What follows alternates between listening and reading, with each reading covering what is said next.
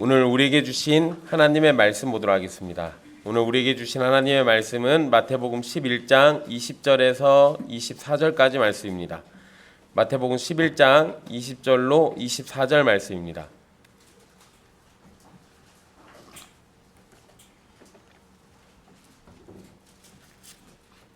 귀하신 하나님의 말씀 받들어서 읽도록 하겠습니다. 예수께서 권능을 가장 많이 행하신 고울들이 회개하지 아니하므로 그때 책망하시되 화 있을진저 고라시나 화 있을진저 벳세다야 너희에게 행한 모든 권능을 두로와 시돈에서 행하였더라면 그들이 벌써 베옷을 입고 제에 앉아 회개하였으리라. 내가 너희에게 이르노니 심판날에 두로와 시돈이 너희보다 견디기 쉬우리라.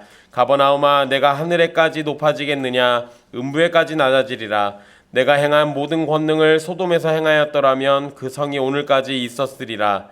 내가 너희에게 이르노니 심판날에 소돔 땅이 너보다 견디기 쉬우리라 하시니라. 아멘. 이 말씀은 살아계신 하나님의 말씀입니다. 지난 시간 세례 요한과 예수님이 오셔서 하나님의 뜻을 전해도 자신들이 원하는 대로 살겠다는 자세를 가진 유대인들을 살펴봤습니다. 우리는 우리의 생각과 원함을 따라서 신앙생활을 해서는 안 됩니다. 언제나 우리의 생각과 방향은 예수님의 말씀을 따라야 합니다. 예수님께서 회개하며 예배하기를 원하신다면 우리는 회개의 예배를 드려야 하고 기쁨으로 예배하기를 원하시면 기쁨의 예배를 드려야 하는 겁니다. 오늘 말씀은 이 예수님의 책망이 담겨있는 말씀입니다. 예수님께서 이스라엘 가운데 능력을 많이 행한 도시들에서 회개하는 사람들이 없는 것을 책망하시는 내용이 기록되어 있습니다. 문맥상으로 보면 19절에서 예수님을 향해서 먹기를 탐하고 포도주를 즐기는 사람이요 세리와 죄인의 친구로다 라고 말한 사람들을 향한 책망으로도 볼 수 있습니다. 왜냐하면 예수님께서 먹고 마시며 사람들과 어울렸던 장소가 기적을 가장 많이 행했던 도시들이었기 때문입니다. 예수님이 하셨던 능력과 주신 말씀은 생각도 하지 않고 자신들에게 걸림돌이 되는 부분만 뽑아서 비난과 조롱을 하는 것은 메시아이신 예수님을 거부하려는 태도를 보이는 겁니다. 그래서 예수님은 이런 도시들을 향해서 책망의 말씀을 주신 겁니다. 예수님께서 행하신 능력들은 대단한 겁니다. 마태복음 11장 5절에 세례 요한의 제자들에게 하신 말씀만 놓고 보면 맹인이 보고 못 걷는 사람이 걷고 나병 환자가 깨끗함을 받고 못 듣는 사람이 죽고 죽은 사람이 살아나고 가난한 자에게 복음이 전파되는 일, 이런 일들은 정말로 놀라운 일들입니다. 게다가 이런 일은 메시아의 오심을 증거하는 구약 예언의 성취이기도 합니다. 그런데 구원의 역사가 본인들 앞에서 증거되었음에도 회개하지 않았다라는 겁니다. 예수님은 놀라운 기적을 일으키시고 그리고 그들에게 명성과 칭송과 높임을 원하신 것이 아니라 그저 사람들이 회개할 것을 원하셨습니다. 하지만 그들은 메시아의 역사를 보고도 회개하지 않았고 그것을 예수님은 책망하신 겁니다. 또 예수님이 기적을 행했을 때 사람들이 뭐라고 했었습니까? 귀신의 왕을 의지해서 귀신을 내쫓는다 이런 소리 하잖아요. 나타난 그 현상이 메시아의 오심을 가리키는 건지는 관심이 없어요. 그냥 어떻게든 예수를 비난하기 위해서 이유와 핑계거리를 찾는 겁니다. 이건 굉장히 나쁜 태도죠. 굉장히 나쁜 태도예요. 여러분, 우리가 사람과의 관계 속에서도 이런 행동하는 거는 굉장히 잘못된 겁니다. 사실 우리가 이유 없이 어떤 사람이 미울 수 있습니다. 그 사람의 감정이라는 게 원래 그렇게 엉망진창이에요. 그냥 진짜 어떤 특별한 사유가 있어서 어떤 합당한 이유가 있어서 내가 미워하는 거는 그럴 수 있다 치지만 그냥 내가 그 사람이 미운 경우가 있어요. 그럼 내 감정이 그런 걸 어떡하겠어요? 내가 타락한 죄인인데. 그러니까 내 감정이 그런 거는 어떻게 못한다 치더라도 내가 그냥 이유 없이 누가 밉다고 해서 없는 것까지 막 만들어내가지고 죄를 덮어 씌우면 안 되겠죠. 사람이 그 미움이 극대화되면 어느 순간 나도 모르게 그런 짓들을 합니다. 그리고는 내가 하고 있는 그런 짓들을 합리화해요.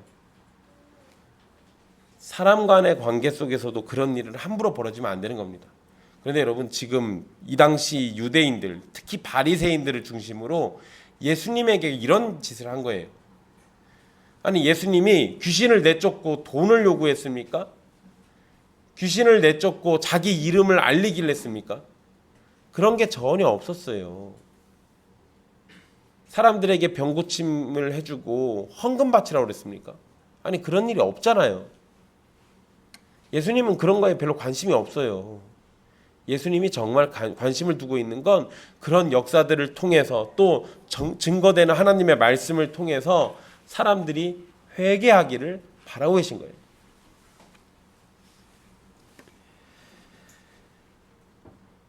여기에서 여러분 조심할 것은 예수님께서 회개의 행위가 없다, 회개의 행위를 안 한 것, 이것 자체를 책망하시는 게 아닙니다. 회개를 통해서 하나님과 바른 관계 맺는 것을 거부한 것을 책망하신 거예요.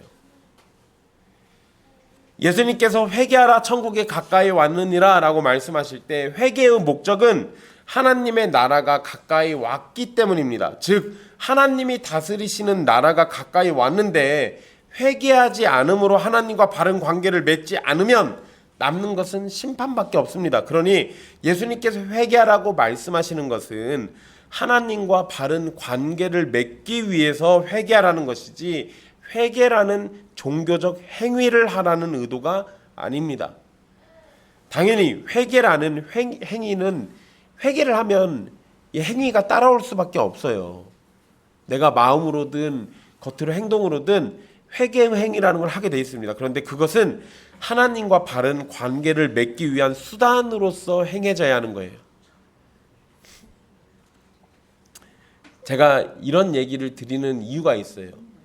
회개도 얼마든지 종교적 행위로 할 수 있다는 거예요. 회개도 얼마든지 종교적 행위로 할 수 있습니다.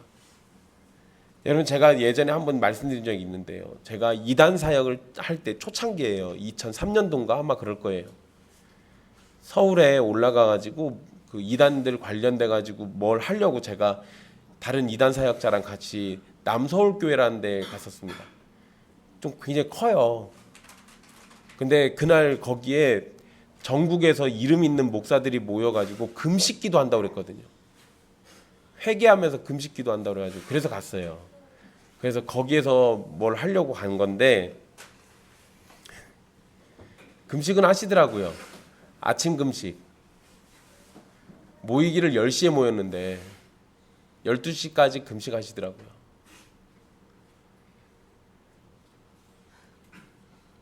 그리고 12시 지나서 밥 먹으러 갔습니다.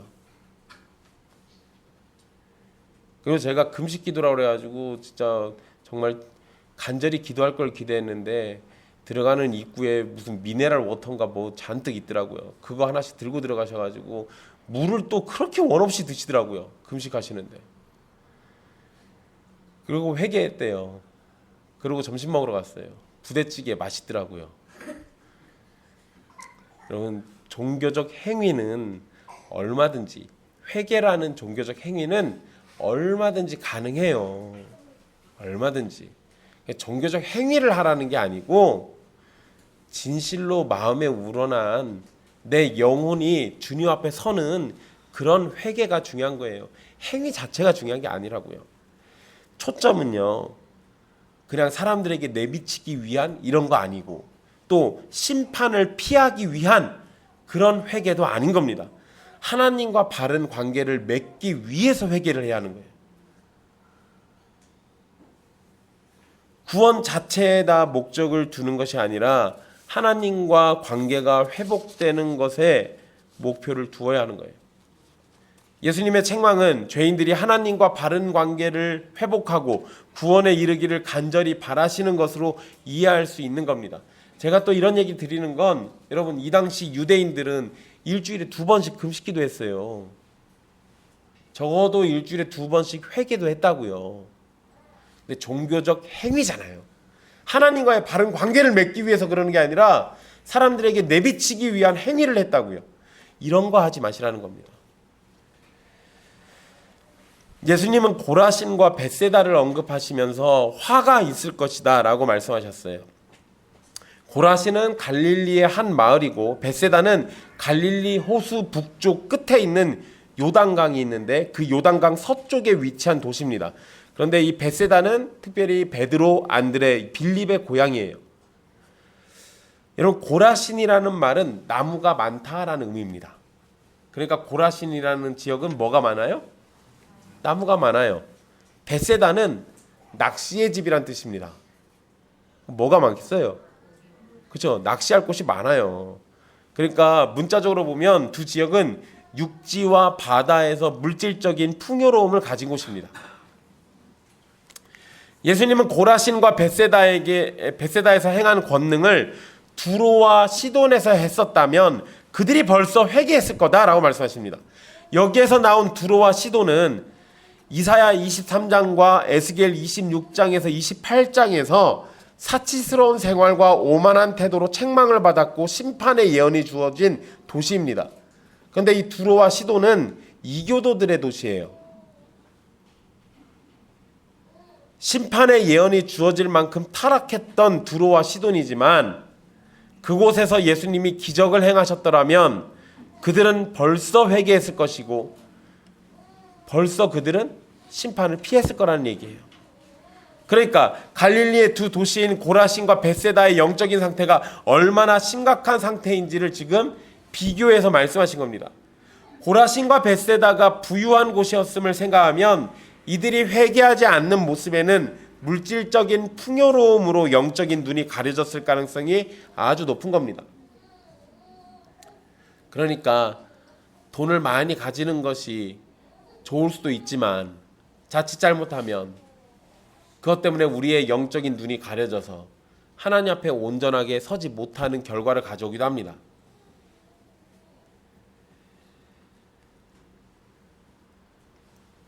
심판날 두로와 시돈이 고라신과 벳세다보다 견디기 쉬울 것이라고 22절에 말씀하셨는데 여러분, 이것은 두로와 시돈의 죄가 적다라는 걸 의미하는 건 아닙니다.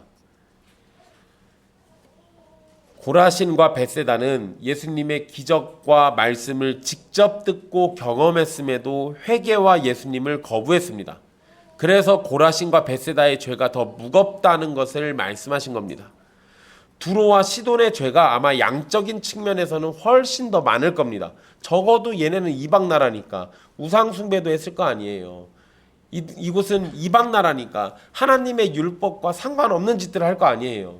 그러니까 양적인 측면에서 보면 두로와 시돈이 훨씬 많을 거예요. 하지만 두로와 시돈이 받지 못한 은혜와 기회를 고라신과 벳세다는 받았음에도 거부했기 때문에 고라신과 벳세다는 더 무거운 심판을 받게 될 겁니다.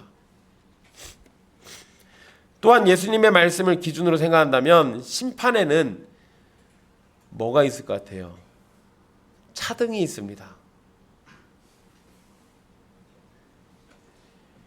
죄의 무게에 따라서 심판의 차등이 있을 것이고 받은 은혜와 기회가 많을수록 그에 따른 책임도 커져서 받는 심판이 무거워질 겁니다.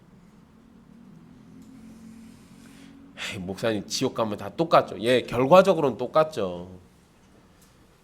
결과적으로는 똑같은데 지옥에서 여러분 내가 남들보다 더 많이 고통받을 수도 있다라는 가능성을 생각하시라고요.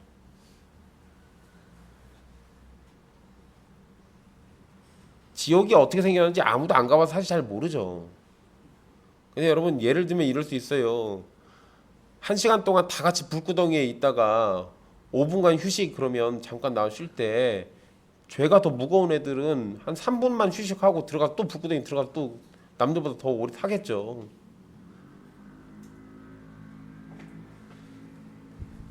(22절) 말씀 잘 생각해 보세요. 심판날에 두로와 시돈도 심판을 받는 거예요. 그런데 너희보다 견디기 쉬울 거다는 얘기는 고라신과 벳세다가 더 극심한 심판 받을 거란 얘기잖아요.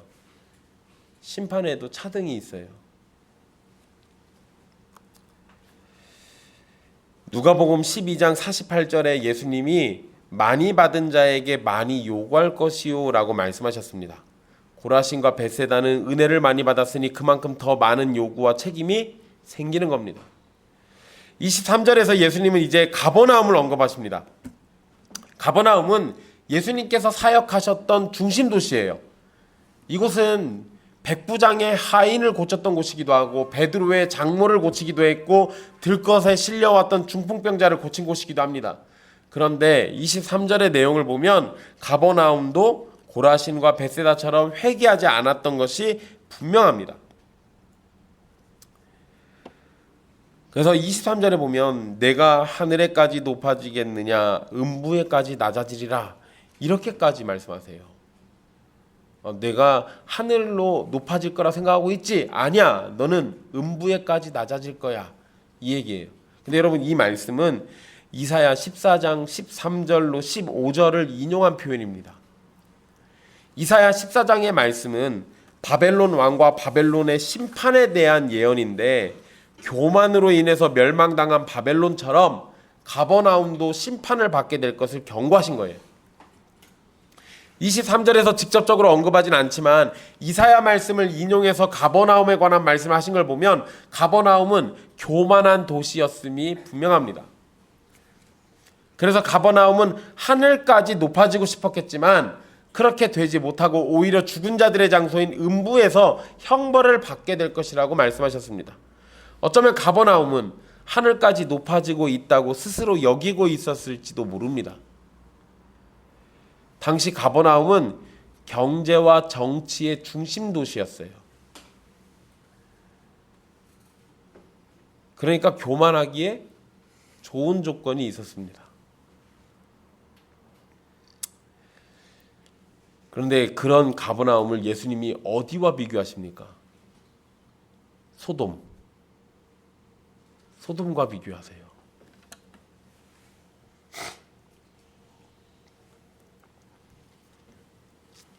여러분 소돔이 언제 멸망했죠? 그치, 옛날에 멸망했지. 아브라함 당시에 멸망했죠. 아브라함의 조카 롯이 거기 들어가 살다가 그러다 멸망했죠. 그때 여러분 소돔이 멸망할 때 하나님하고 아브라함하고 했던 이야기가 있습니다. 그때 뭔 얘기했었죠? 의인 10명이 있으면 소돔을 멸망시키지 않겠다. 그게 하나님의 조건이었어요. 그런데 멸망한 거 보니까 의인이 10명이 안 된 거예요.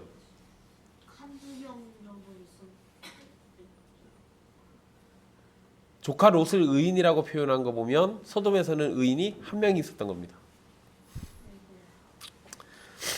근데 여러분 제가 이 얘기를 드린 이유가 있어요. 소돔은 의인 10명이 없어가지고 멸망받았습니다. 그런데 예수님이 이제 가버나움 얘기하다 말고 소돔을 비교해가지고 얘기하셨어요. 그럼 가버나움은 어떻다는 거예요? 소돔보다 더 의인이 없어요.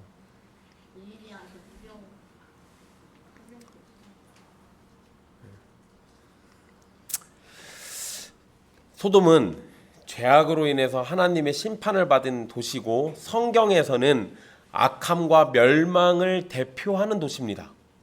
그러니까 소돔이 나오면 악한 곳, 또 소돔이 나오면 멸망받는 곳. 그냥 이런 공식이 생긴 거예요.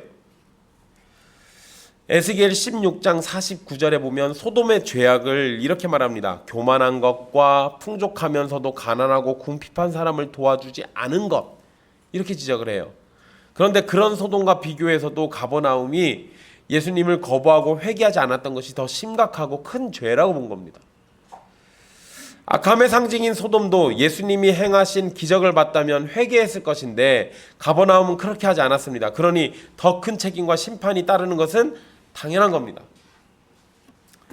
24절의 내용은 22절과 동일합니다. 두로와 시돈이 소돔으로 바뀌었을 뿐이지 고라신과 벳세다의 죄가 컸던 것처럼 가버나움의 죄가 심판날 소돔보다 더 무거운 심판을 받게 될 것이다 라고 이야기하신 거예요.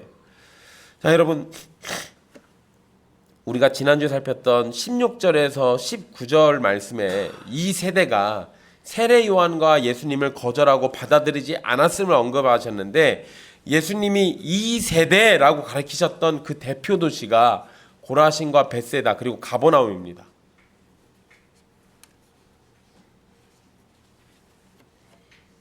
물론 예수님의 의도는 이 세 도시만 얘기하는 게 아니에요. 이스라엘 전체를 향하고 있는 겁니다. 그리고 오늘날에는 온 세계를 향하고 있는 거예요. 자신들은 하나님을 성실하게 섬긴다고 말하지만 정작 하나님이 보내신 예수님을 믿는 것을 거부했습니다. 자신들은 하나님 앞에서 율법에 충실하다고 말하지만 정작 하나님 앞에서 죄인인 것을 인정하지는 않았습니다. 우리가 복음을 말할 때 예수님을 통해서 죄사함을 받고 구원받는 것에만 집중하는 때가 많습니다. 그런데 복음에는 심판도 포함됩니다. 사실상 우리의 구원이 복음, 즉 복된 소식이 되려면 심판이라는 것이 실제로 존재해야 할 때만 복음이 복음될 수 있어요. 우리의 구원만 사실이라는 게 아니에요. 우리의 구원과에서 반대가 되는 심판이라는 것도 분명히 존재한다는 걸 얘기하는 겁니다. 오직 예수 그리스도를 믿고 의지하는 사람만이 심판을 피할 수 있습니다. 죄인을 향한 심판은 분명히 있고 누구도 피할 수는 없어요. 예수 그리스도를 믿는 사람만 피할 수 있는 거예요. 그래서 복음이 기쁜 소식이 되려면 이 심판이라는 게 포함되어야 합니다. 그래서 마태복음은 유독 심판에 관한 구절을 많이 언급합니다. 하나님의 심판은 피할 수 없습니다. 게다가 많은 은혜를 베푼 만큼 그에 따른 책임도 많이 요구됩니다. 이것은 하나님의 심판이 공의롭다는 것을 우리에게 알려주는 겁니다. 여러분 쉽게 생각해 봅시다. 교회 안에서 누가 상대적으로 성경 말씀을 많이 들을 수 있을까요? 그죠, 목사. 왜 자꾸 저만 보내려고 그러세요? 알았어요. 그러면 교회에 있는 가정으로 제한 넣어서 생각해 봅시다. 교회에 있는 가정 중에서 하나님 말씀을 수시로 들을 수 있는 은혜가 있는 집은 어느 집이에요? 그렇죠, 목사님 댁이죠. 그래서 주성이, 은성이가 훨씬 지옥에 가까이 있는 거예요.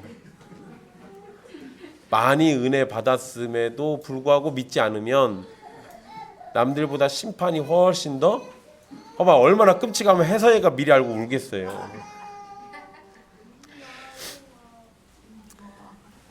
여러분 하나님의 심판이라는 게 공의롭게 내려진다는 것이 이런 부분이 있어요. 그런데 여러분 이거 그냥 제가 분위기를 전환시키려고 그냥 애들 얘기한 거지. 엄밀히 얘기하면 여러분들이라고 피할 수 있습니까? 아니 그러지 못해요. 일단 여러분 사실 고라신과 벳세다가 그리고 가버나움이 회개했는지 아닌지는 우리 사람들은 알 수가 없습니다. 그럼에도 예수님은 그들의 상태를 다 알고 계셨고 그들이 회개하지 않았다는 것을 알고 있었어요. 이것은 예수님의 신성을 보여주면서 동시에 하나님 앞에서는 아무도 숨길 수 없다라는 사실을 알려주는 겁니다. 그래서 분명 자신이 지은 죄를 따라서 하나님 앞에서 심판받게 될 겁니다. 요한계시록 20장 12절 13절을 보면 자기 행위를 따라 심판을 받는다라는 표현이 2번이나 반복해서 나옵니다. 제가 요한계시록 공부할 때 말씀드렸죠. 반복하면 뭐라고요? 중요한 거라고요. 반복하면 중요한 거라고요. 그러니까 자기 행위를 따라 심판받는다라는 얘기는 굉장히 중요한 얘기예요. 그리고 심판에 있어서 분명한 사실입니다. 모든 사람들은 뭘로 심판받아요? 자기 행위를 따라 심판받아요. 하나님 앞에서. 고라신과 벳세다 그리고 가버나움이 큰 은혜와 복음을 직접 듣는 복을 받았으면서도 회개와 믿음을 거부한 것은 더 큰 심판의 근거와 이유가 되는 겁니다. 이들은 이들의 행위를 따라 더 많은 심판을 받게 될 겁니다. 마찬가지로 우리에게도 주어진 은혜와 기회가 있습니다. 이것은 하나님께 선택받은 구원의 은혜를 말하는 게 아닙니다.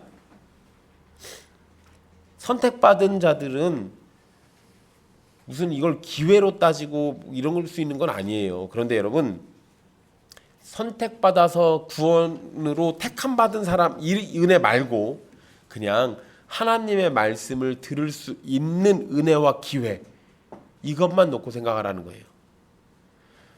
그런 은혜는 성령님의 역사 속에서 효력을 발생하는 것과 상관없이 우리에게 더 큰 책임을 부여합니다.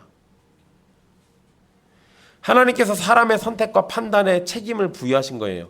하나님의 말씀을 듣고 은혜를 경험하고도 회개하고 믿지 않는 사람은 자신의 선택과 판단에 따라 더 큰 심판을 받게 되는 겁니다. 하나님께서 성령의 능력을 통해서 우리에게 믿음을 주시는 것은 주권적인 선물이기 때문에 우리는 그것을 요구할 권한이 없어요. 그냥 그렇게 구원해 주시는 은혜는 하나님이 주시든지 말든지 그건 하나님의 은혜예요. 그런데 여러분, 우리가 복음의 말씀을 듣고 구원자 되시는 예수 그리스도에 대해서 듣는 것은 듣지 못한 것보다 더 큰 은혜를 입은 것이 분명한 겁니다. 그러니까 구원의 은혜를 주시든지 말든지 그거는 상관없이 내가 예수님에 관한 이야기, 복음에 관한 이야기를 들었다면 이미 우리는 남들보다 훨씬 더 많은 은혜를 누리고 있었던 거예요. 여러분, 많은 사람이 이순신 장군하고 세종대왕이 구원받았는지 안 받았는지 굉장히 궁금해합니다. 여러분, 이순신 장군과 세종대왕이 복음을 들었는지 정확하게 알 수는 없습니다. 그런데 확실한 것은 여러분은 복음을 들었다는 거예요. 조선시대를 살았던 우리의 조상들이 예수 그리스도를 알았는지는 정확히 알 수 없지만 우리는 예수 그리스도에 대해서 확실히 듣고 있다는 겁니다. 이순신 장군과 세종대왕이 지옥에 있을 것으로 예상은 되지만 확실하진 않아요. 근데 그냥 지옥에 있을 것 같은 느낌적인 느낌이 있습니다. 그런데 여러분, 그것보다 더 확실한 것이 있어요. 여러분, 이렇게 복음에 대해서 듣고 예수 그리스도에 관해서 들었으면서도 회개하지 않고 믿지 않는다면 이순신 장군과 세종대왕이 지옥에서 겪고 있을 심판보다 여러분들이 받을 심판은 더 크고 더 극심하고 더 끔찍할 겁니다. 이거는 분명한 사실이에요. 그러니 결과를 바꿀 수도 알 수도 없는 이순신 장군과 세종대왕을 궁금해하기보다 우리의 구원과 심판에 관해서 더 깊이 생각하고 근심해야 옳은 일이 아니겠습니까? 우리에게는 이미 많은 은혜가 주어져 있습니다.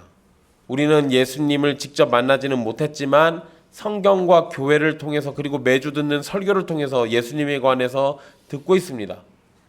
이것은 아브라함도 받지 못한 은혜를 받고 있는 겁니다. 구약의 천사들도 이런 은혜는 함부로 누리지 못했어요. 구약에 있는 그 능력 많은 선지자들도 이런 은혜는 못 받았다고요. 고라신과 벳세다와 가버나움은 눈으로 예수님의 권능을 봤다면 우리는 성경과 역사를 통해서 예수님의 하나님이신과 그분의 영광과 권능을 알게 됩니다. 우리가 이런 은혜 속에서 살아가고 있음에도 회개하지 않는 삶을 살아간다면 그것은 이미 심판을 받은 것과 마찬가지입니다. 교회에 출석하고 예배에 참석한다고 해서 구원이 자동적으로 주어지는 것이 아닙니다. 종교 행위만 하는 것은 이교도들도 할 수 있고 이단들도 얼마든지 할 수 있는 것이고 마귀도 따라서 할 수 있습니다. 종교 행위에 만족하는 것이 아니라 하나님과의 온전한 관계를 맺고 있는 가운데 참되게 예배하고 있는지를 생각해야 하는 겁니다. 아이들 잘 들으세요. 믿음의 가정에서 태어나서 믿음의 부모를 만나고 부모의 손에 이끌려 교회에 다니고 교회 안에서 구원자 되시는 예수 그리스도를 듣는 것은 하나님이 주시는 복 가운데 하나입니다. 이런 복을 누군가는 누리고 싶어도 누리지 못하는 복이기도 해요. 그런데 그런 환경 속에서도 예수 그리스도를 믿지 않고 회개하지 않는다면 마지막 날 심판이 더욱 무거울 겁니다. 성인이 되어서 누군가에게 예수 그리스도를 전해 듣고 교회로 인도함을 받는 것도 하나님이 주시는 복 가운데 하나입니다. 이러한 복을 받고도 예수님을 믿지 않고 회개하지 않는다면 마지막 날 받을 심판이 더욱 큽니다. 여러분, 제가 제 가족들한테 너무 가혹하다고 얘기들 하시죠? 제가 안 가혹하게 생겼어요. 목사인 사람이 가족 중에 하나인데 그런 은혜를 받고도 불신자처럼 살면 하나님 앞에 무슨 심판을 받으려고.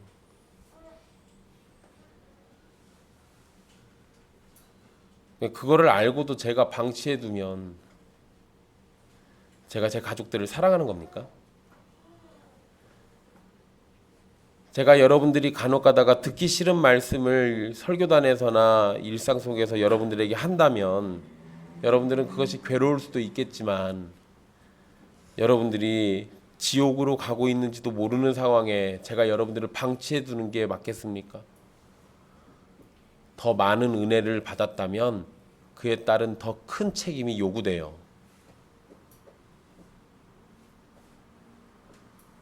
그러한 책임이 두렵다면 다른 거 다 내버려 두시고 예수 그리스도를 온전히 의지하십시오. 그거 말고는 답이 없으니까.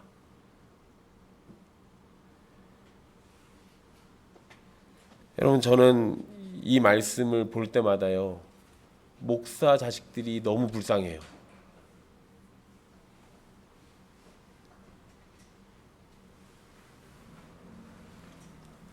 교회 안에서 사건 사고들 일으키는 1순위가 목사고 2순위가 목사 자식들입니다. 안타깝게도 장로님들은 3순위로 밀려요. 그만큼 목사하고 목사 가족들이 사건 사고들을 엄청 많이 치고 다닙니다. 여러분, 기억 속에서 잊혀졌을지 모르겠는데 옛날에 정인이 사건이라고 있었죠. 왜 학대해가지고 애 죽인 사건이 있잖아요.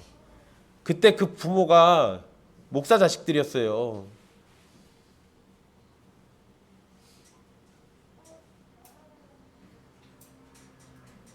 남들은 목사 자식들이어서 복되다, 목사의 자녀들이니까 은혜 받았다 이렇게 얘기하지만 정작 그들은 그런 은혜가 얼마나 복된지 모르고 그 은혜를 남발하다가 흉악한 죄인처럼 산다니까요.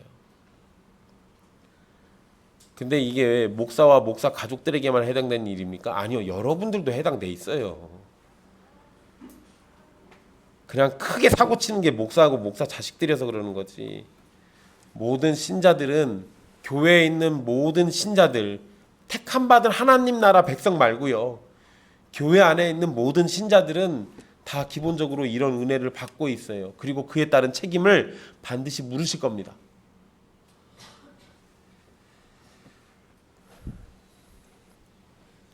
여러분의 영혼을 귀하게 여긴다면 진정한 회개와 함께 살아있는 믿음이 있기를 하나님께 간절히 바라십시오. 참된 신자라면 예배를 사모할 겁니다.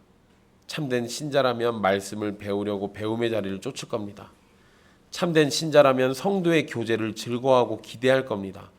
참된 신자라면 말씀을 따라서 순종하려고 할 겁니다. 여러분, 옛길교회가 좋은 교회라고 생각한다면 받은 은혜만큼 책임도 요구된다는 것을 생각하십시오. 여러분들이 듣는 매주의 말씀들이 좋은 말씀이라고 생각한다면, 또 함께하는 성도가 좋은 사람들이라고 생각한다면 그것을 허락하신 하나님 앞에서 더 많은 책임이 요구된다는 것을 기억하십시오.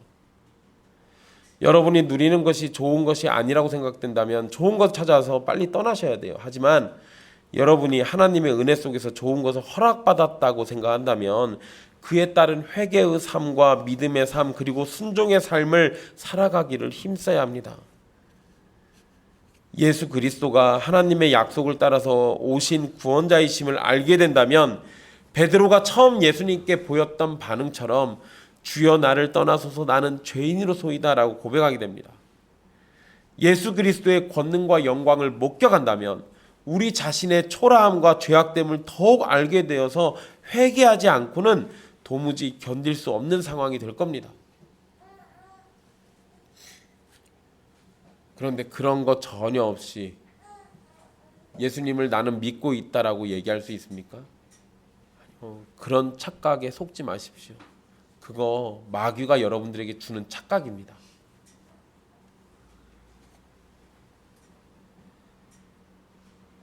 사랑하는 형제 자매 여러분, 예수님께서 고라신과 벳세다 그리고 가버나움을 언급하면서 책망하신 이유가 무엇일까요?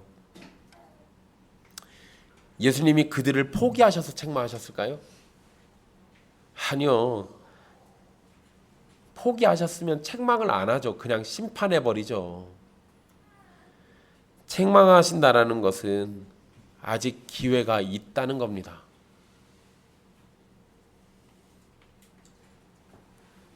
그러니 어서 회개하라는 의미입니다. 오늘 저와 여러분에게 회개의 말씀을 주신 이유가 무엇이겠습니까? 책망을 듣고 어서 회개하라는 겁니다. 아직 우리에게 시간이 있으니 어서 주어진 시간 가운데 회개와 믿음을 가지라는 겁니다. 마지막 심판날 소돔의 사람들이 여러분이 받는 고통과 저주를 보고 저것보다 우리가 견디기 쉽다고 기뻐하는 모습을 보시렵니까? 주님께서 여러분을 책망하실 때 어서 회개하고 주님 앞에 나와 주님과 온전한 관계 속으로 들어가게 되기를 바라십시오. 여러분의 분주함과 몸의 연약함, 삶의 많은 문제는 핑계가 되지 않습니다. 여러분 생각해 보세요. 소돔이 하늘에 불비가 내려가지고 멸망했습니다. 도망가던 롯의 아내는 뒤로 돌아봐가지고 소금 기둥이 돼버렸죠. 근데 여러분 그런 심판이 내리는 상황 가운데 아유 난 바쁘니까 도망 못 가요. 아유 나는 몸이 아파가지고 도망 못 가요. 아유 나는 삶에 다른 문제가 너무 많아가지고 도망갈 시간이 없어요. 이러고 앉아있을 거예요? 세상에 그런 미련하고 멍청한 사람이 어디 있습니까?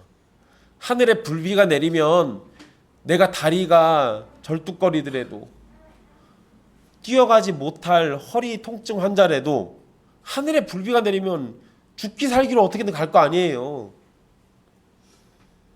하나님의 심판이 그렇게 우리에게 임박해 있다고요. 그런데 이걸 외면한다고요? 나중에 소돔 사람들이 여러분들 보고 박수 칠 겁니다. 그런 치욕적인 일들을 겪지 마십시오. 우리에게 정말 중요한 건 내 삶에 닥쳐있는 여러 문제나 내 인생 가운데 해결해야 할 여러 문제, 그것보다 더 중요한 건 하나님과 온전한 관계를 맺고 하나님과의 사랑의 관계를 누리며 사는 것, 그것이 최우선적으로 해야 할 일입니다. 그 일을 위해서 회개하십시오. 그리고 주님 앞에 나오십시오. 주님을 더욱더 굳게 믿으십시오. 그것이 우리에게 요구되는 가장 좋은 일입니다. 기도하겠습니다.